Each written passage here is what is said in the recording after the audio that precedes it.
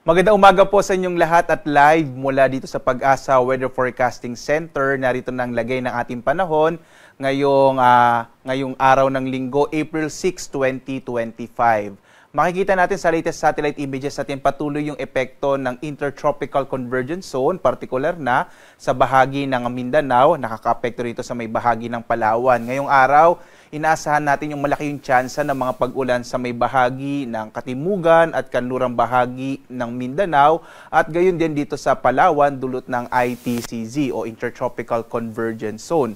Yung hangin namang nagmumula sa Karagatang Pasipiko, ito yung easterlies, ay makakaapekto sa nalabing bahagi ng ating bansa. Mapapansin natin dito sa may Luzon, halos walang masyadong kaulapan, kaya inaasahan natin ngayong araw, mas maliit yung mga tsansa ng mga pag-ulan dito sa may bahagi ng Luzon. Bagamat posible pa rin yung mga isolated o pulo-pulong pag-ulan, pagkidlat, pagkulog. Gayon din sa ilang bahagi ng Kabisayaan.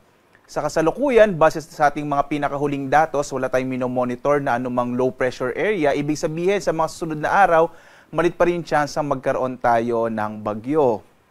Dito nga sa Luzon, ang inaasahan natin magiging lagay ng panahon ay mga pulo-pulong pag-ulan, pagkilat, pagkulog ang maranasan sa malaking bahagi ng Luzon. Asahan din natin na medyo mainit na panahon pa rin, lalo na bandang tanghali. Yung agwat nga ng temperatura sa Lawag, 25 to 33 degrees Celsius. Sa Baguio naman, 17 to 25 degrees Celsius. Sa Kamaynilaan, 24 to 32 degrees Celsius. Habang sa Tuguegarao, 24 to 32 degrees Celsius din. Sa Tagaytay naman, 23 to 30 degrees Celsius. Habang sa Legazpi, 25 to 32 degrees Celsius. Sa bahagi naman ng Palawan, Visayas at Mindanao, inaasahan natin malaki yung tsansa ng mga pag-ulan sa Palawan dulot ng ITCZ o Intertropical Convergence Zone. Ito yung pagsalubong ng hangin mula sa Hilaga at sa Katimugang Hating Globo o Northern and Southern Hemispheres. Agwat ang temperatura natin sa Calayan Islands ay 26 to 33 degrees Celsius.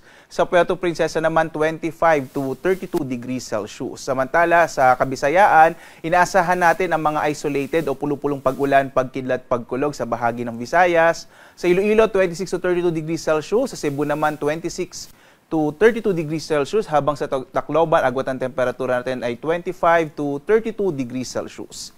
Sa bahagi ng Mindanao kung saan nakakaapekto itong ITCZ, inaasahan natin ang malaking tsansa ng mga pag-ulan sa bahagi ng Zamboanga Peninsula, ng Barm, ng Soc-Sargen at ng Davao Region. Mag-ingat po mga kababayan natin, lalong-lalo na sa mga potensyal ng mga biglang pagbaha o flash floods at pagguho ng lupa o landslides, dulot nga nitong mga pag-ulan na dala ng ITCZ. Ang lalabing bahagi naman ng Mindanao ay makararanas ng mga isolated o pulo-pulong pag-ulan, pagkidlat, pagkulog. Agwat ang temperatura sa Zamboanga, 25 to 32 degrees Celsius.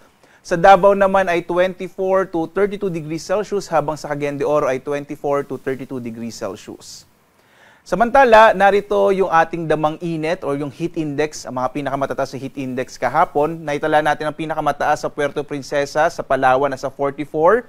Sumunod ay sa Virac, Catanduanes, 43 degrees Celsius, habang ilang lugar na nakaranas na nasa danger level pa rin. At ito yung areas ng Dagupan, Kamiling sa Tarlac, Cuyo, Palawan, Iloilo City sa Iloilo, gayon din sa Dumangas, sa lalawagan pa rin na Iloilo, sa La Carlota, Negros Oriental at sa Baybay, Leyte. So ito po yung mga lugar na kung saan nakaranas ng matataas na heat index o damang init. Kaya mag-ingat po yung mga kababayan natin.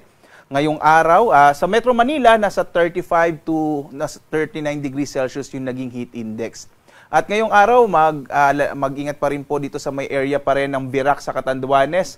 At gayon din sa ilang bahagi po ng Dagupan, Puerto Princesa, Cuyo, Dumangas sa Iloilo, at La Carlota sa Negros Oriental, kung saan inaasahan natin ngayong araw ay makararanas din ng nasa danger level na heat index. Mag-ingat po tayo, iwasan po nating lumabas bandang tanghali at lagi po tayong uminom ng tubig para makaiwas tayo sa epekto ng matinding init or ng heat stress. Sa Metro Manila naman, nasa 37 to 39 degrees Celsius yung mararamdamang heat index or damang init sa araw na ito.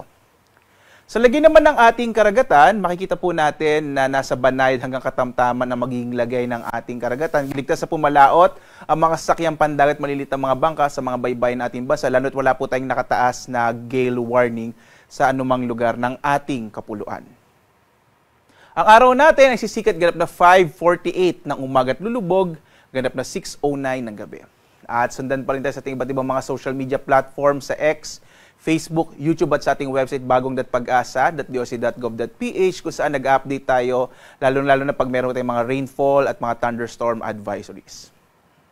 At live nagbibigay update mula dito sa Pag-asa Weather Forecasting Center. Ako naman si Obet Badrina. Maghanda tayo lagi para sa ligtas na Pilipinas. Maraming salamat po sa inyong pagsubaybay. Happy Sunday at God bless sa inyong lahat.